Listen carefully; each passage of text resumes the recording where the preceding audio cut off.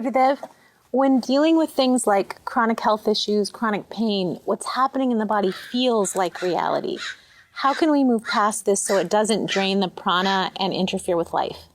Don't resist them. You see, if there is a pain in the body, you can't say, I don't have pain. You have pain. Be with it. It's an intense situation. You know, if you have done our advanced program, we have this process, meditation in motion. What happens when you are doing the process, there is pain and then it turns around and appears to be more pleasurable. So pain and pleasures are intense sensations in the body. But what you see is you are beyond the sensation. This experience simply dawns when you accept it. The more you keep resisting it, it takes longer for you to get out of it. The more you welcome it, okay, I accept it, I am with it now. Then you see you get the strength to overcome that. How do I cultivate in my child that there is more to reality than what we see, touch, and feel? You know, you cannot force anyone to see the reality. You can only gently guide them. It's impossible to make someone realize the truth beyond their perceptual reality. Time and maturity and right education will all lead them to that direction. And exposure to wide range of knowledge. And meditation, of course. Identities, they get developed in society naturally. You don't have to do much about it.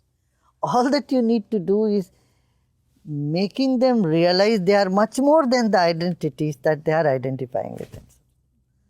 That identity is just like a coat or a jacket or a sweater which you can put on and remove it anytime you want. This is what we need to teach them, rather than thinking the identity as your own skin, which you can never get rid of unless you go to the grave. Even there your skin remains in the body. So this type of understanding has to be created. It's okay to have whatever identity you want to take on, but you should know how to get out of it or see beyond the identity. So beyond identity, you are the most beautiful, unidentified living object. Gurudev, in our day-to-day experiences, life becomes very charming. And often we don't want to give up the charm, but we know there's something beyond that, the reality. Can we blend the two? We think the reality is not so charming. It's bland and something else here is charming. No, that's not so. Whatever charm you find here is just a reflection of reality. The reality is more charming than anything whatsoever.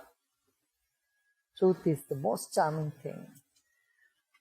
But in the beginning or in the initial stages, truth appears to be very bitter. That's when you are steeped into one illusion. And when you're just coming out of one illusion, appears reality is very harsh. But in fact, it is the consciousness, the existence of consciousness deep inside of you that brings out these feelings of charm, and it reflects on anything you do. When you are logged on to the reality or the truth in life, then everything is charming. Everything doesn't become dull and boring. Everything is absolutely charming.